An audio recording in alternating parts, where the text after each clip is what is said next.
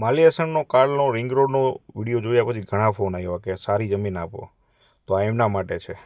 5,000 વારનો તૈયાર પ્લોટ, બરાબર છે, 80ના રોડ ઉપર. જુઓ, આ 80નો રોડ છે.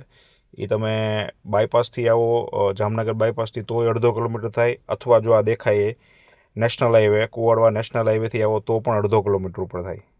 કાટખૂણાનો પ્લોટ થઈ જાય છે. તૈયાર બિનખેતી છે, કમ્પાઉન્ડ વોલ વારેલી છે, મોટા રોડ ઉપર છે.